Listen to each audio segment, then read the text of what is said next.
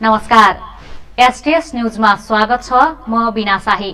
समाचार सुरु गरौं आजका प्रमुख प्रसंगबाट। महाकाली पारीको दोधरा चाँदनी राष्ट्रिय सडक सञ्जालसँग जोडिँदै महाकालीमा निर्माणाधीन 4 लेन पुलको काम अन्तिम चरणमा।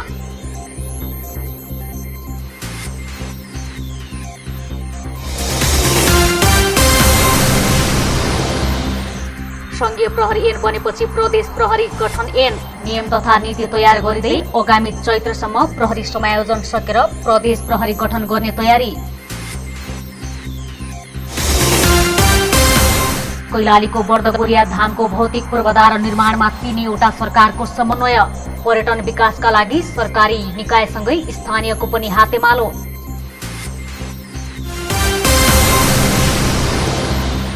सुदूरपश्चिममा लगातार दुर्घटना बढे पनि नियन्त्रण र रोकथामका लागि प्रयास भएन। धनगढीबाट बझाङका लागि छुटेको जीप बैतडीमा दुर्घटना हुँदा चालकको मृत्यु।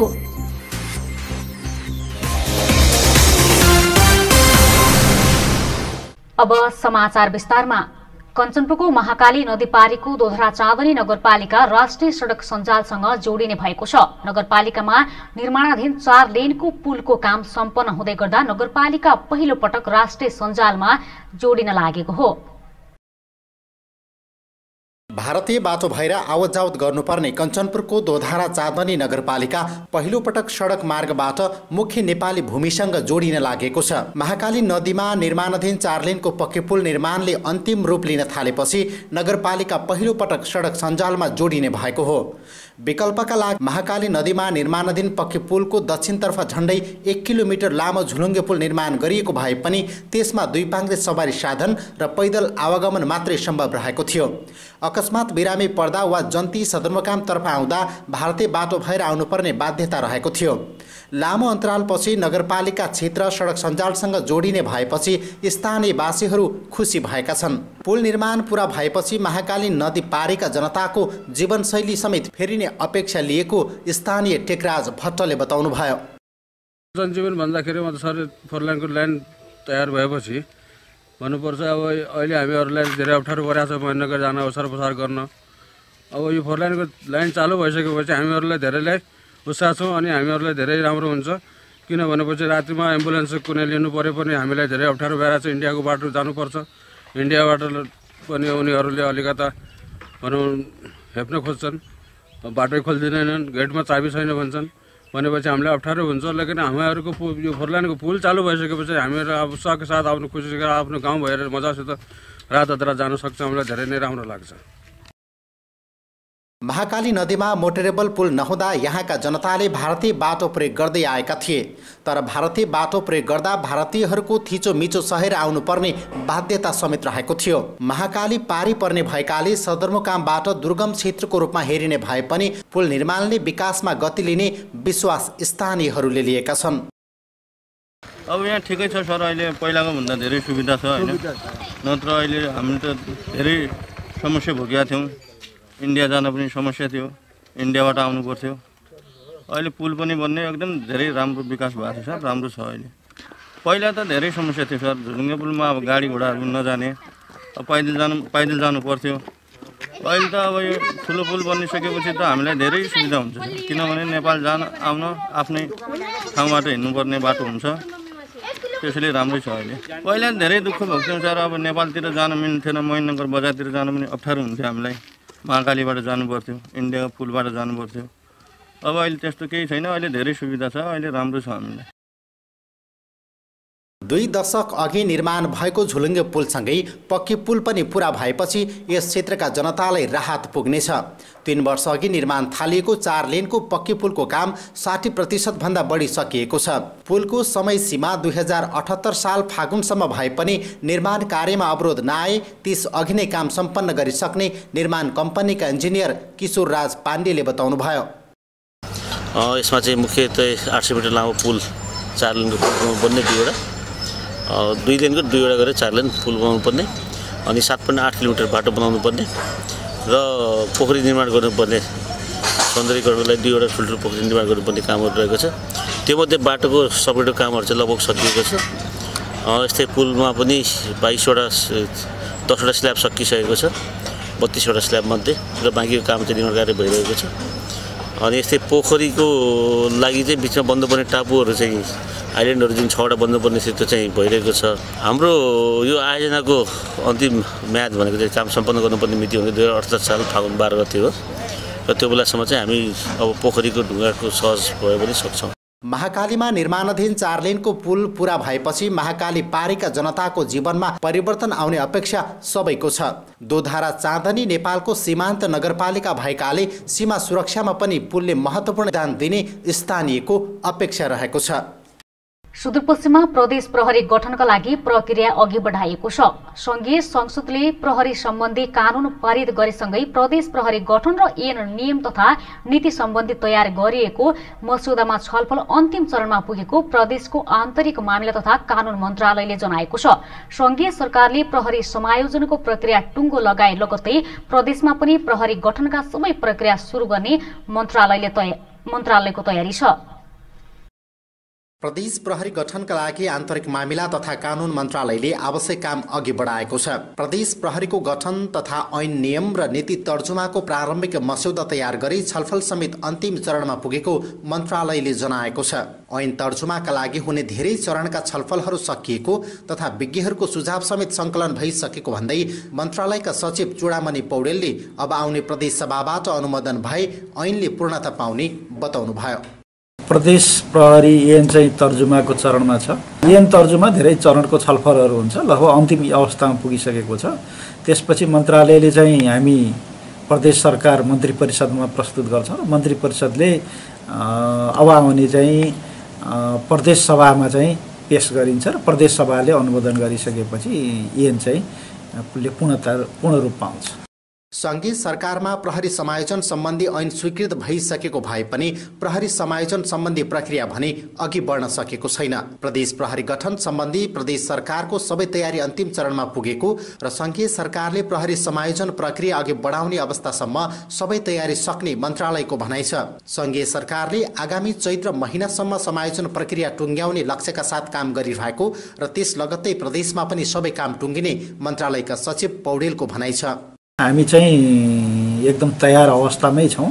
विशेष गरी सङ्घीय सरकारले चाहिँ प्रहरीको जुन समायोजन सम्बन्धी ऐन त भर्खर स्वीकृत भइसकेको अवस्था छ र समायोजन सम्बन्धी प्रक्रिया अझै अगाडि बढेको छैन। केन्द्र सरकारले समायोजन सम्बन्धी प्रक्रिया अगाडि बढाउने अवस्थासम्म प्रदेश सरकारको ऐनदेखि लिएर सबै कुराहरू चाहिँ हामी तयारी अवस्थामा छौँ। मलाई आशा छ सङ्घीय गृह मन्त्रालयले फागुनसम्म चाहिँ सफ्टवेयर मार्फत चाहिँ आवेदन लिने जुन प्रदेशमा चाहिँ इच्छा छ बस्नको लागि समायोजन हुनको लागि र चैतसम्ममा चाहिँ सायद सङ्घीय सरकारले टुङ्ग्यायो भने सङ्घीय सरकारले टुङ्ग्याएको 1 महिनाभित्रमा प्रदेश सरकारले सबै चाहिँ टुङ्ग्याइसक्छ।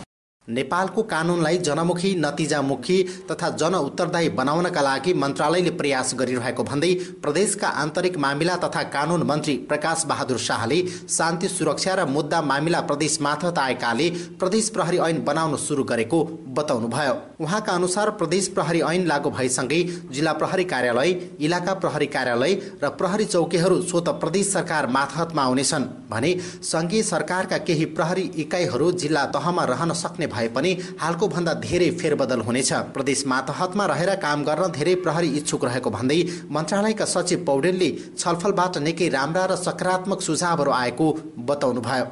अहिलेको संरचनालाई त सबैले स्वीकार्नुपर्छ र आउनु पनि पर्छ। निजामती कर्मचारीहरू त समायोजन भइसकेको छ, आइसक्नु भएको छ। त्यसै गरी प्रदेश प्रहरीको पनि समायोजन हुन्छ, आउँछ र आउनुहुन्छ। धेरै इच्छुक पनि हुनुहुन्छ प्रदेशमा चाहिँ समायोजन भएर काम गर्न। विशेष गरी शान्ति सुरक्षाका कुराहरू हो, प्रहरीको सेवा शर्त सुविधाका कुराहरू हो, प्रदेशमा अमन चयन कायम गर्ने कुराहरू भयो, अनुसन्धान र तहकिकातका कुराहरू भयो। यी विविध पक्षहरूमा उहाँले सुझाव दिइराख्नु भएको। अपराध अनुसन्धानको पाटो सङ्घीय ऐनमा स्पष्ट रूपमा व्याख्या भइसकेको र कुनै अपराधमा संयुक्त अनुसन्धानको अभ्यास पनि अघि बढाउनु पर्ने अवस्था हुन सक्ने भएकाले प्रदेश प्रहरी छुट्टै राज्यको प्रहरी हो भनेर व्यवहार र मानसिकता लिन नहुने धेरैको सुझाव छ। प्रहरीलाई सत्तामुखी बनाउने वा जनतामुखी बनाउने भन्नेमा पनि सरोकारवालाहरूले सोच्न आवश्यक रहेको देखिन्छ। कैलालीको बर्दगुरिया गाउँपालिकामा रहेको धार्मिक तथा पर्यटकीय स्थल बर्दगुरिया धामको मुहार फेरिन थालेको छ। विगतमा सबैतिरबाट ओझेलमा परेको सो क्षेत्रको विकासमा स्थानीय तहले विशेष महत्त्व दिएको छ।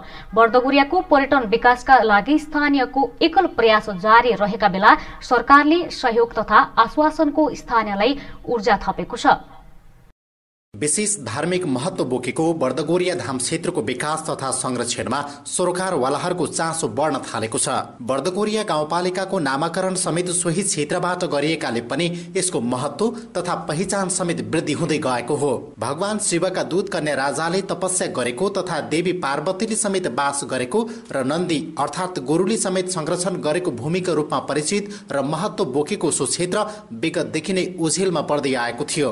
देशमा संघीयता सँगै सो क्षेत्रको विकासले फड्को मार्न थालेको बर्दगोरिया मन्दिर स्थापना समेत गरेका स्थानीय लल्तो प्रसाद थारूले बताउनुभयो। म पहिला अध्यक्ष हुँदाखेरिमा त सुरुमा स्थापित गर्ने बेलामा त भन्दा अलिअलि केही न केही फरकै छ हजुर। बाहिरबाट विकास आउँदा त्यति त छैन, तर 75% जति त हुँदै गइरहेको छ। त्यसमा राम्रो गरी उठ्न बस्न पनि छैन राम्रो सर। अब पानी पनेरको पनि प्रत्येक मन्दिरमा ठाउँमा पुगे पनि छैन हजुर। त्यहाँ सन्तहरू आउँदा जाँदा पनि त्यहाँ समस्या पर्छ। बर्दगोरिया धामको समग्र विकासका लागि एक समिति निर्माण गरी कामलाई अघि बढाइएको छ। विगतमा बर्दगोरिया मन्दिर र पोखरी मात्रै रहेको सो क्षेत्रमा हाल कन्या राजाको मन्दिर जानका लागि सिडी, कार्यक्रम स्थल, सडक, खानेपानी तथा केही टहरहरू निर्माण भइसकेका छन् भने पोखरी, मन्दिर, संग्रहालय लगायतको संरचना समेत निर्माण भइरहेका छन्। यसका साथै बर्द अर्थात् गोरुको मूर्ति निर्माण गर्ने योजना समेत अघि सारिएको छ। सो क्षेत्रको विकासका लागि संघीय सांसद छपट बहादुर रावलको पहलमा 2 करोड 84 लाख र प्रदेश सांसद नन्दबहादुर साउदको पहलमा 17 लाख रकम प्राप्त भएको छ। ठेक्का प्रक्रिया, स्थानीय लागत साझेदारी तथा उपभोक्ता समिति मार्फत काम भए पनि 100% रकम भने खर्च हुन सकेन। स्थानीय सरकारले पनि लागत साझेदारीसँगै सडक निर्माणदेखि सो क्षेत्रको प्रचार प्रसार र व्यवस्थापनमा जोड दिँदै आएको छ। बर्दगोरिया धामको समग्र विकासको काम एकद्वार प्रणालीबाट भइरहेको र पर्यटकीय महत्त्वलाई विशेष ध्यान दिएर काम अघि बढाइएको बर्दगोरिया धाम संरक्षण तथा पर्यटकीय विकास समितिका सचिव कृष्ण विष्टले बताउनुभयो। केन्द्रबाट, प्रदेशबाट, सम्पूर्ण क्षेत्रबाट, सरकारी निकायहरूबाट आएका बजेटहरूलाई हामीले चाहिँ एकद्वार प्रणालीको लगाएर काम गर्ने प्रक्रियाले गर्दा अब त्यहाँ भएका आवश्यकताहरू हामीले यहाँ पर्यटकीयहरूलाई चाहिँ के कुराले चाहिँ हामी आकर्षण गर्न सक्छौँ, ती पर्यटकीय क्षेत्रमा चाहिँ हामीले पर्यटनहरूलाई चाहिँ हामीले त्यहाँ चाहिँ आकर्षण गर्ने चिजहरूलाई हामीले सबैभन्दा बढी चाहिँ ध्यान दिएर तिनीहरूको निर्माणहरू हामीले सुरुवात गरेका छौँ। जस्तै अहिले तपाईँको चाहिँ यो क्षेत्रकै तपाईँको चाहिँ सङ्ग्रहालय हामी बनाउँदैछौँ होइन। अब तपाईँको रानी पोखरी जस्तो तपाईँको चाहिँ हामीले बर्दगोरिया धाममा चाहिँ एउटा पोखरी बनाउँदैछौँ। बिचमा तपाईँको चाहिँ नाउँबाट गएर या तपाईँको चाहिँ हिँडेर गएर मन्दिर छ बिचमा होइन। त्यस्तै गरेर अब लगतै चाहिँ तपाईँको चाहिँ लगभग 5 फुटदेखि 7 फुटसम्म अग्लो हामीले साँढेको मूर्ति बनाउँदैछौँ। त्यो एउटा पर्यटकलाई आकर्षण गर्ने एउटा चाहिँ अग्लो मूर्ति होइन। यो यहाँको धर्मसँग यहाँको नामसँग जोडिएको एउटा चिजलाई चाहिँ हामीले तुरुन्तै यसलाई चाहिँ सुरुवात गर्ने तयारीमा छौँ। सधैँ ओझेलमा परेको सो क्षेत्रमा विकास हुन थालेपछि स्थानीयहरू समेत खुसी भएका छन्। पूर्व पश्चिम महेन्द्र राजमार्गमा पर्ने बौनिया बजारबाट करिब 3.5 किलोमिटर उत्तरतर्फ रहेको बर्दगोरिया धाममा पर्यटन विकासका गतिविधिहरू सञ्चालन भई त्यस क्षेत्रको व्यापार वृद्धिसँगै रोजगारीका अवसरहरू समेत सिर्जना हुने स्थानीय लालबहादुर चौधरीको भनाइ छ। बर्दगोरिया धाम पर्यटकीय क्षेत्र भइसकेपछि यहाँ सम्पूर्ण किसिमले हामीलाई चाहिँ सहयोग पुग्न आउँछ। पहिलो सुरुमा त यहाँ देश विदेश तथा यहाँ छरछिमेकका श्रद्धालु र पर्यटन भ्रमणमा आउने भए र यहाँका जनतालाई चाहिँ केही रोजगार पनि हुन्छ र नाम र पहिचानले पनि चिनिन्छ। आर्थिक र सांस्कृतिक र पर्यटकीय हिसाबले चाहिँ फाइदा पुग्छ भन्ने चाहिँ मलाई विश्वास छ। केन्द्रबाट बजेट छुट्याउने र काम गर्न नसकेर चाहिँ फिर्ती जाने जुन प्रक्रिया भएको छ यो अलिकति नमिलेको जस्तो यहाँका जनतालाई महसुस भएको छ। र बर्दगोरियाको धार्मिक तथा पर्यटन विकासका लागि सरकारसँगै निजी क्षेत्र तथा सरोकारवाला सबैले हातेमालो गर्न आवश्यक देखिएको छ। पछिल्लो समय सरकारको महत्त्वपूर्ण सूचीमा पर्दै जान थालेको सो क्षेत्रको विकास तथा प्रचार प्रसारका लागि स्थानीयहरू समेत जागरुक हुनुपर्ने तथा संरचना निर्माणको काममा सबैले चासो र निगरानी गर्नुपर्ने देखिन्छ। Loku Singh Thakuri, STS news. धनगढी। बैतडीमा जीप दुर्घटना हुँदा एकजनाको मृत्यु भएको छ। धनगढीबाट छुटेको C1J843 नम्बरको बोलेरो जीप जिल्लाको सुर्नैया गाउँपालिका 7 अलुगैरामा दुर्घटना हुँदा चालकको मृत्यु भएको प्रहरीले जनाएको छ। जिल्ला प्रहरी कार्यालय बैतडीले दुर्घटनामा चालक बझाङको बुङ्गल नगरपालिका 11 बस्ने 26 वर्षीय धनबहादुर बोहराको मृत्यु भएको पुष्टि गरेको छ। दुर्घटनामा परि 3 जना घाइते भएका छन्। घाइते हुनेमा बैतडीको पुर्चौडी नगरपालिका 4 का 35 वर्षीय जनकराज भट्ट, 40 वर्षीय गंगादत्त भट्ट, बझाङको चिरबित्थटका 27 वर्षीय हरिश बोहरा रहेका छन्। बोहरा बाहेकका 2 जनाको अवस्था गम्भीर रहेको छ। उनीहरूलाई घटनास्थलबाट उद्धार गरी उपचारका लागि डडेलधुरा अस्पताल पठाएको प्रहरीले जनाएको छ। यता कैलालीमा ट्र्याक्टरले मोटरसाइकललाई ठक्कर दिँदा 1 जना घाइते भएका छन्। टिकापुर नगरपालिका वडा नम्बर 1 बस पार्क स्थित 5987 नम्बरको मोटरसाइकललाई C1J6435 को मोटरसाइकलले ठक्कर दिँदा 1 जना घाइते भएको प्रहरीले जनाएको छ। सुदूरपश्चिम प्रदेश ट्राफिक प्रहरी कार्यालयका अनुसार घाइते हुनेमा मोटरसाइकल चालक 21 वर्षीय भोजराज बुढा छन्। एसटीएस न्यूजमा वैकैछिन ब्रेकमा जानुअघि प्रमुख समाचार पुनः एकपटक। महाकाली पारीको दुधरा चाँदुनी राष्ट्रिय सडक सञ्जालसँग जोडिँदै महाकालीमा निर्माणाधीन 4 लेन पुलको काम अन्तिम चरणमा।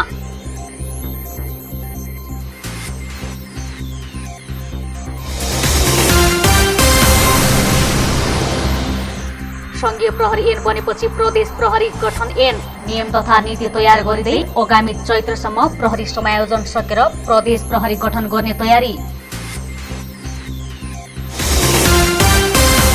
कैलालीको बर्दगोरिया धामको भौतिक पूर्वाधार निर्माणमा 3वटा सरकारको समन्वय। पर्यटन विकासका लागि सरकारी निकायसँगै स्थानीयको पनि हातेमालो।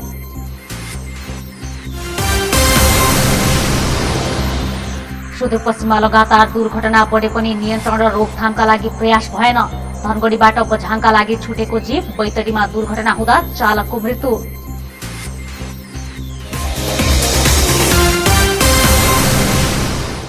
ब्रेकपछि एसटीएस न्यूजमा स्वागत छ। अब बाँकी समाचार। सुदूरपश्चिमका थप 15 जनामा कोरोना भाइरसको संक्रमण पुष्टि भएको छ। सेती प्रादेशिक अस्पताल प्रयोगशालामा बिहीबार 92 नमूना परीक्षण गर्दा कैलालीका 12 सहित सुदूरपश्चिमका थप 15 जनामा संक्रमण पुष्टि भएको हो। अस्पतालका सूचना अधिकारी दिलीप कुमार श्रेष्ठले धनगढी उपमहानगरपालिकाका थप 11 जनामा संक्रमण पुष्टि भएको जानकारी दिनुभयो। कैलालीकै गोदावरी नगरपालिकाका 1 जना, कञ्चनपुर, बझाङ र बाजुराका 1 जनामा समेत संक्रमण पुष्टि भएको उहाँले बताउनुभयो। यसैबीच अछाममा कोरोना भाइरसका थप 1 संक्रमितको मृत्यु भएको छ। जिल्ला अस्पताल अछाममा उपचाररत साफेबगर नगरपालिका 4 का 74 वर्षीय पुरुषको बुधबार राति मृत्यु भएको हो। पुस 6 गते कोरोना पुष्टि भएका उहाँलाई नियमित अक्सिजन सहितको उपचार दिए पनि ज्यान बचाउन नसकेको निमित्त मेडिकल सुपरिन्टेन्डेन्ट डाक्टर मनोज विष्टले बताउनुभयो। यो सँगै सुदूरपश्चिममा कोरोना संक्रमित मृतकको संख्या 70 पुगेको छ। विगतमा माछा पालन भइरहेको धनगढीको जाखोर तालमा पर्यटन विकास तथा सरसफाई गर्ने भन्दै माछा पालनमा रोक लगाएपछि फैलिएको जलकुम्बीका कारण ताल क्षेत्र कुरूप भएको छ। तालको विकास तथा सरसफाईमा सरकारले विशेष ध्यान दिने बताइरहे पनि परिमाण देखिन सकेको छैन। कोरोनाका कारण काम गर्न नसके पनि अब निरन्तर सरसफाईको काम सुरु गर्ने नगरपालिकाले जनाएको छ। धनगढी उपमहानगरपालिकाले प्रधानमन्त्री स्वरोजगार कार्यक्रम अन्तर्गत 2075 साल मङ्सिर 8 गते जखरताल सरसफाई अभियान थाल्यो। कार्यक्रम अन्तर्गत प्रत्येक शनिबार तालको जलकुम्बी हटाउने अभियानले केही समय निरन्तरता पाए पनि अहिले भने रोकिएको छ। माछापालन समेत हुँदै आएको तालमा वनस्पति कार्यालयले रोक लगाएपछि तालभरि जलकुम्बी फैलिएर स्वरूप नै कुरूप बनेको छ। ताल क्षेत्र पर्यटनको आकर्षण बन्दै आएको भए पनि पछिल्लो समय सरकारले व्यवस्था गर्ने गरेकोमा स्वरूप नै परिवर्तन हुने चिन्ता बढेको स्थानीय शेरबहादुर महराले बताउनुभयो। चाहेको त सबैले अब राम्रो होस्, चिटिक्क होस्, सेभ होस्, सुरक्षा होस् भन्ने सबैले चाहने हुन् हजुरको हैन। तर पनि अब चाहेर मात्रै अब यहाँ आउँदा मनमा लाग्यो यो गर्दा उ गर्दा राम्रो हुन्छ भन्ने खालको सोच्ने भयो। यहाँबाट जाने बित्तिकै अब आफू आफ्नो बाटोतिर लाग्ने भयो हैन। त्यो कारणले गर्दा पनि समस्या भइरहेको जस्तो लाग्छ। अब हामी पनि अब यसको विषय नसोचेको होइन, थुप्रै समयदेखि हामी बुझ्दै आएका छौँ, भन्दै आएका छौँ। अब यति बोर्डसम्म चाहिँ इम्प्रुभ भएको छ। अब यो बोर्ड अनुसारको अलि छिटो र अलिकति यहीँकै युवाहरूलाई होइन एउटा समेटेर एउटा एक ढिक्का बनाएर यदि अगाडि जाने हो भने चाहिँ यसको धेरै समय नलाग्ला भन्ने लाग्छ मलाई चाहिँ। चौताल क्षेत्रलाई पर्यटकीय क्षेत्रको रूपमा विकास गर्न नगर सरकारले गुरु योजना समेत निर्माण गरेको थियो। उपमहानगरपालिकाले तयार पारेको गुरु योजना अन्तर्गत पहिलो चरणमा तालको पानी संरक्षणका लागि डिल निर्माण गर्ने, सोही डिलको वरिपरि पदमार्ग निर्माण गर्ने र सोलर बत्ती जडान गर्ने योजना थियो। तर अहिलेसम्म कुनै पनि कामले पूर्णता पाएको छैन। गुरु योजना अन्तर्गत नै दोस्रो चरणमा चढ्ने पार्क निर्माण गर्ने, पिकनिक स्पट निर्माण गर्ने, शौचालय निर्माण गर्ने लगायतका योजनाहरू पनि अलपत्र परेका छन्। तर धनगढी उपमहानगरपालिकाका इन्जिनियर दिजराज भट्टले भने योजनालाई अघि बढाउन करिब 4.5 करोड रुपैयाँ विनियोजन गरेको र लगत्तै गुरु योजना निर्माणको कामलाई अघि बढाउने बताउनुभयो। वडा नम्बर 7 मा अवस्थित छ। यो पर्यटकीय क्षेत्रको रूपमा यसलाई डेभलप गर्ने भनेर यसका चाहिँ काम चाहिँ अगाडि बढेको अवस्था छ। अहिले गत वर्षदेखि हामी त्यसको चाहिँ मर्मसम्भार, त्यसको चाहिँ केही पर्यटकीय पूर्वाधारहरू निर्माण गर्ने गरी 4.5 करोडको हाराहारीमा हामीले चाहिँ काम अगाडि बढाएका छौँ, जसमा चाहिँ तपाईँले त्यहाँ देख्नुहुन्छ अहिले डिल निर्माणको काम भइरहेको छ। अर्को राष्ट्रपति चुरे कार्यक्रम अन्तर्गत त्यसको आउटलेटको काम पनि सुरु भएको हो। त्यो आउटलेटमा चाहिँ अहिले गेट नहुँदाखेरि पानी रोकिया अवस्था छैन, पानी चाहिँ अहिले चाहिँ बढी भएको पानी बगेर गइरहेको छ। अब राष्ट्रपति चुरेको कार्यक्रम के छ त्यो हामी बुझ्छौँ, अर्को पार्ट हो। धनगढी महानगरपालिकाले अहिले त्यसमा चाहिँ त्यसको वरिपरि हिँड्ने फुटपाथ अनि त्यसमा रेलिङहरू लाउने अनि थप वृक्षारोपणहरू गर्ने, माटोहरू मिलाउने, डिलहरू मिलाउने काम अहिले गरिरहेको छ। जाखोरताल वनस्पति अनुसन्धान केन्द्र कैलालीको मातहतमा रहेको छ। सो क्षेत्रको विकासका लागि प्रत्येक वर्ष 2 करोडको हाराहारीमा बजेट खर्च हुने गरेको भए पनि संरक्षणमा भने न्यून बजेट खर्च भइरहेको वनस्पति अनुसन्धान केन्द्र कैलालीका प्रमुख डम्बर बहादुर कार्कीले बताउनुभयो। उद्यानभित्र 12 हेक्टर क्षेत्रमा 3वटा ताल रहे पनि सबैभन्दा ठुलो जाखोरताल रहेको छ। 2076 सालदेखि उद्यानसँगै तालको संरक्षणमा बजेट खर्च हुँदै आएको भए पनि उपलब्धि भने देखिएको छैन। Karan Tamrakar, STS news, Dhangadhi. मध्यावधि घोषणासँगै चुलिएको अन्यलले सुदूरपश्चिमको बहुप्रतीक्षित र महत्त्वपूर्ण निर्माणाधीन गेटा मेडिकल कलेजको मोडालिटी बारे अन्यल बढेको छ। भौतिक निर्माणलाई असर नगरे पनि कलेज सञ्चालनको मोडेलबारे निर्णय पर धकलिएको छ। हालसम्म झण्डै 80% प्रगति हासिल भएको मेडिकल कलेजमा सबै पूर्वाधार निर्माण पूरा हुन अझै केही समय लाग्ने देखिएको छ। गेटा मेडिकल कलेजका पूर्वाधारका लागि बजेट प्रवाहमा कुनै समस्या नहुने मेडिकल कलेज पूर्वाधार निर्माण विकास समितिका कार्यकारी निर्देशक भीमबहादुर साउदले बताए पनि सञ्चालनको मोडालिटी बारे सरकार अझै प्रष्ट भएको छैन। यसैबीच संघीय सरकारमा सङ्कट आएपछि कलेजको भविष्यबारे तत्काल कुनै निर्णय हुने सम्भावना टरेको छ। विक्रमसम्म 2055 सालदेखि चर्चामा रहेको गेटा मेडिकल कलेजको निर्माण कार्यले 2066 सालमा आएर गति पाएको हो। सुदूरपश्चिमेली नागरिकको लागि बहुप्रतीक्षित र देशको गौरवको योजना भएकोले गेटा मेडिकल कलेजको काम अहिले पनि धमाधम अघि बढिरहेको छ। अहिलेसम्म सुदूरपश्चिमका झण्डै 28 लाख नागरिक स्वास्थ्य उपचारका लागि प्रदेश बाहिर या भारत जान बाध्य छन्। गेटामा भौतिक निर्माणको काम सम्पन्न हुनासाथ स्वास्थ्य उपचार र मेडिकल पढाइ सुरु होस् भन्ने चाहना सुदूरपश्चिमेलीहरूको छ। सरकारले चुनाव घोषणा गरेर प्रतिनिधि सभा विघटन गरेको अवस्थामा भने कानुन अभावमा सञ्चालनको प्रारूप बारेको अन्यल भने जारी नै रहने अवस्था छ। कार्यकारी निर्देशक साउदले प्रतिनिधि सभाको हिउँदे अधिवेशनमा मेडिकल कलेज सञ्चालन सम्बन्धी विधेयक प्रस्तुत हुने भए पनि विघटनको घोषणाले प्रभावित हुन पुगेको बताउनुभयो। सोही कारण मेडिकल कलेजको प्रारूपबारे थप अन्यल सिर्जना भएको हो। निर्माणाधीन गेटा मेडिकल कलेजको भौतिक प्रगति सन्तोषजनक रहेको छ। अस्पताल भवन र कलेज भवनको र कार्यालय भवनको 90%, छात्रावास 85% र आवास भवन 50%, शवगृह, चमेना गृह, विद्युत गृह र बिरामी कुरुवा घरको 75% प्रगति हासिल भएको छ। कलेज क्षेत्रको घेर पर्खाल लगाउने आन्तरिक फर्निसिङको टेन्डर भइसकेको छ। निर्माण सामग्री र मजदुरको समस्या नभए पनि तेस्रो मुलुकबाट ल्याउनुपर्ने सामग्री पाउन भने कठिनाइ भएको छ। मध्यावधि चुनाव घोषणासँगै गेटा मेडिकल कलेजको सञ्चालन र प्रदेशका अन्य महत्त्वपूर्ण योजनाको भविष्यबारे समेत चिन्ता व्यक्त गरिएको छ। समाचार सक्नुअघि अन्तमा मुख्य समाचार पुनः पटक। महाकाली पारीको दुधरा चाँदुनी राष्ट्रिय सडक सञ्जालसँग जोडिँदै महाकालीमा निर्माणाधीन 4 लेन पुलको काम अन्तिम चरणमा।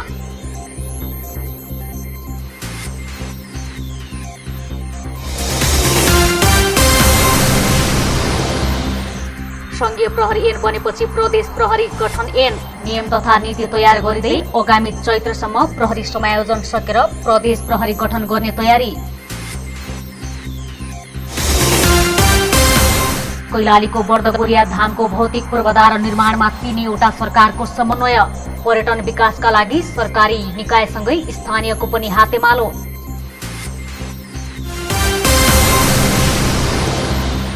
सुदूरपश्चिममा लगातार दुर्घटना बढे पनि नियन्त्रण र रोकथामका लागि प्रयास भएन। धनगढीबाट बझाङका लागि छुटेको जीप बैतडीमा दुर्घटना हुँदा चालकको मृत्यु।